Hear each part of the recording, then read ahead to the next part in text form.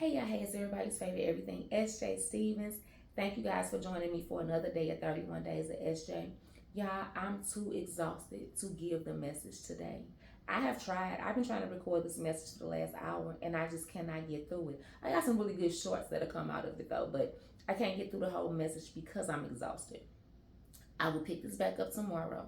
But what I do want to say today, though, y'all, in full transparency, because that's one of my goals with this whole process, is to be honest about the good, the bad, the funny, the sensational, but also the very, very serious. When you are looking for a partner, you need to really, really pay attention to who's going to show up for you when you can't show up for yourself. You really need to pay attention to, like when you get married, like part of the vow is through sickness and in health. You really, really need to make sure that you marry somebody that's gonna love you through sickness. Because we are, the majority of us, we are 40 and up. We not getting no younger. And unfortunately for some of us, we're not getting any healthier.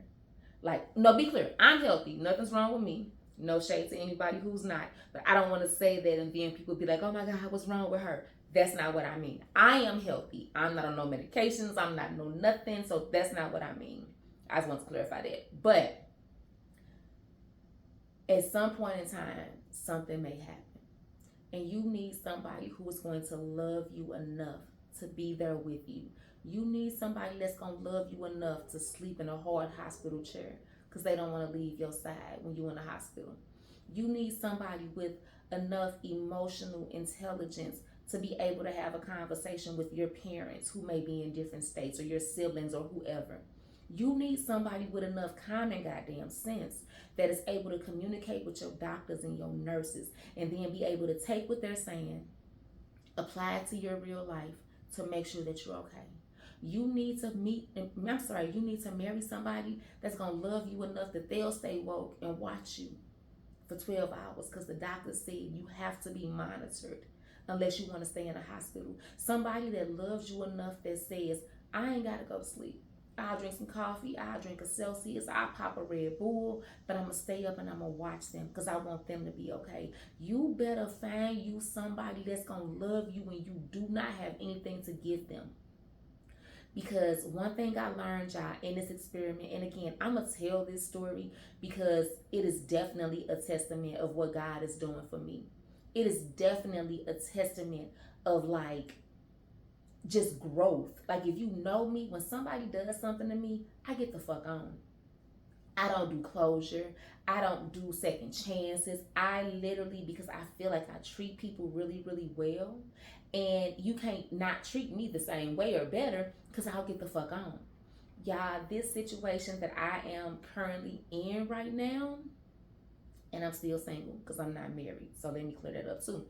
But this situation that I'm in right now, it shows me how much I actually fear the Lord and how much I actually care about doing the things that God wants me to do. How much I care about being a good steward of everything that God gave me. And it's not just money. Typically you hear be a good steward of your things, you think money. That's just naturally what we think. No, God also wants us to be a good steward of the people that he put in our life. God wants to see how we gonna treat his kids.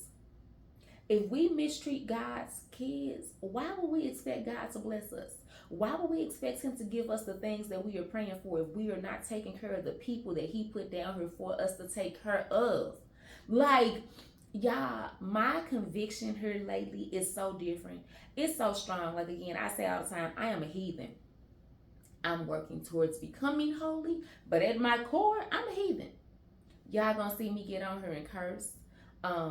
It's a lot of stuff I don't do no more. Cursing is probably the worst thing right now.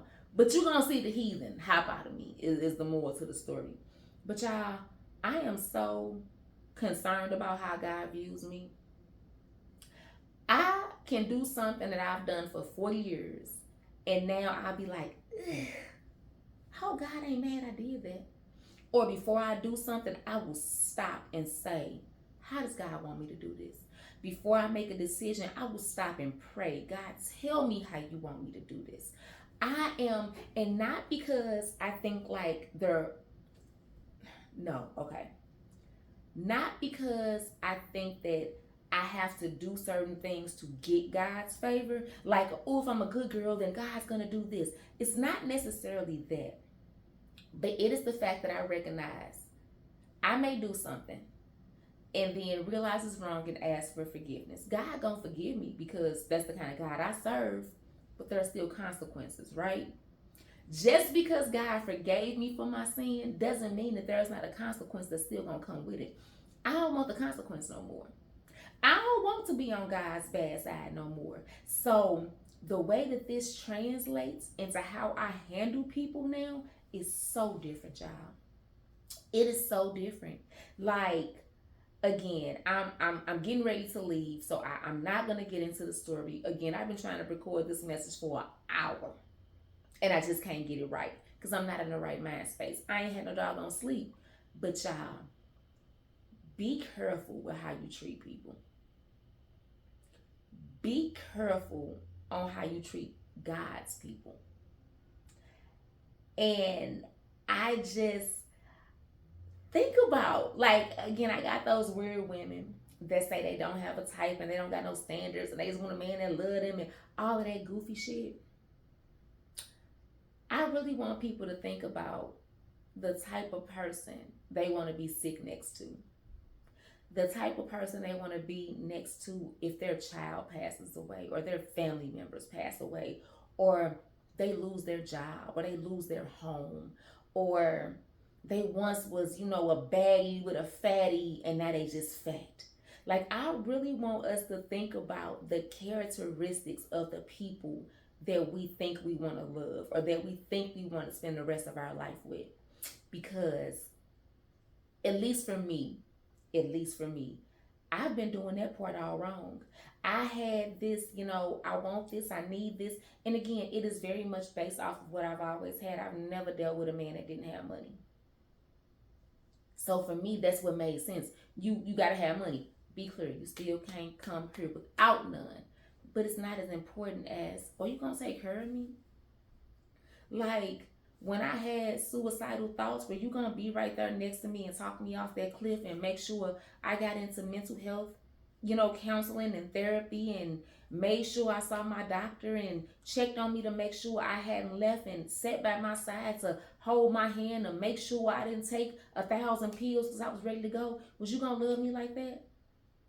Was the man that I was desiring with the 6 figures, was he going to sit there and do that with me? Or was he going to say, she crazy, let me go find somebody else? Like, I know this is kind of all over the place because y'all don't know what's happening or what happened to kind of get the backstory. But I just wanted to say that who we love matters. Like, who they are matters. Who they are at their core matters. Their characteristics matter. Like, I've always said, fine, filthy, wealthy, heavy on the filthy, heavy on the fine, heavy on the wealthy. Of course, faithful, God-fearing. Y'all, is that fine man gonna love me the way that I need to be loved when I'm not lovable? And not saying that, gorgeous people are not, because I'm gorgeous and Lord knows I am capable. But I'm just saying, like, y'all, we gotta get a little bit deeper than just the physical stuff. We gotta get a little bit deeper than, oh, he loved me more than I love him. Or he can take care of me. He got the money. He got the looks. He got the... Y'all, it's so much more than that. It's so much more than that. But I am getting ready to get off of here because, again, I don't want to just aimlessly ramble. And I know this is still going to be hard until you really know the story, like hard to digest what I'm talking about until you really know the story. But, baby, God do not make no mistakes. I'm going to say that. God does not make a single solitary mistake, and he will come in and correct you just like this. He will come in and show you. He will come in and make an example out of you. And the best thing that I got for people is fear the Lord.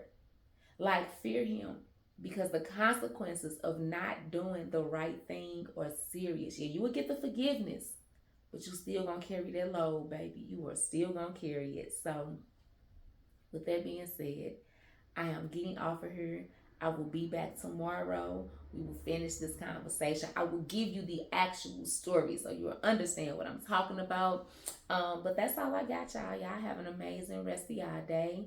I'm getting ready to go catch up on Pray 21. I'm finna go to work.